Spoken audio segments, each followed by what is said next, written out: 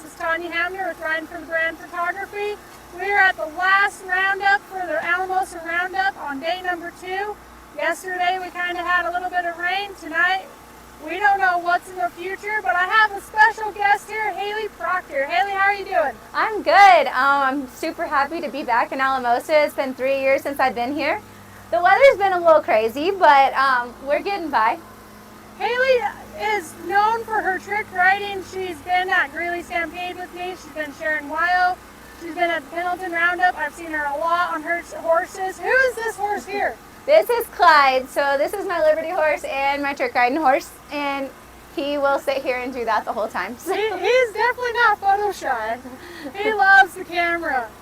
How did you get started in trick riding? So I was 5 years old. My uncle Sean Brackett is the 4-time NFR specialty act, and he was younger at the time. I just started hanging off the side of my horses and standing up, and I was always in trouble.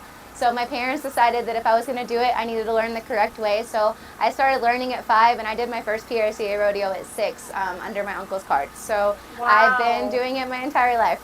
That is crazy. 6-year-old trick riding at PRCA rodeo. I'm 23 years in now, so that's showing my age a little bit.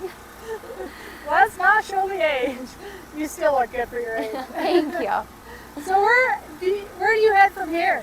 I go to Dickinson, North Dakota, and then Livingston, Montana, Nephi, Utah, and Salinas, California are my next 4, and then I go up to Washington, and I don't have a weekend off until mid-September, so it's going to be a busy summer, but I'm just coming back from shattering my legs, so I'm just super thankful to be back on the road. Let's talk about that real quick, just a little bit.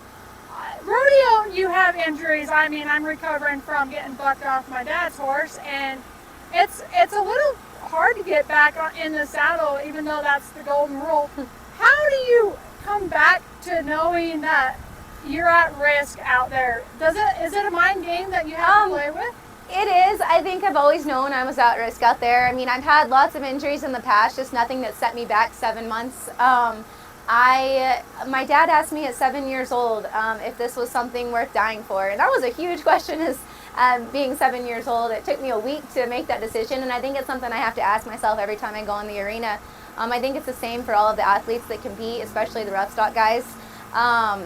It's not if it's when we're going to get hurt, and you just hope it's not that bad. But I think I struggled the most with not being able to get right back on and tune on my horses and just get it out of my head right off the bat. And so coming back, I did take it easy the first month I was able to be back on my horses, but I came back 2 months early from what they said I was supposed to, and so Tandy wanted me off 9 months, and I came back at 7. So I'm not as strong as I'd like to be, but I'm getting back to that point.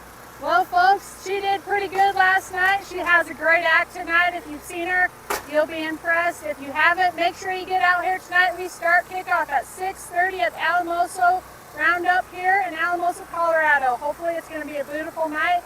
If it rains, we still rodeo, so see you then. Thank you, Haley. Bye.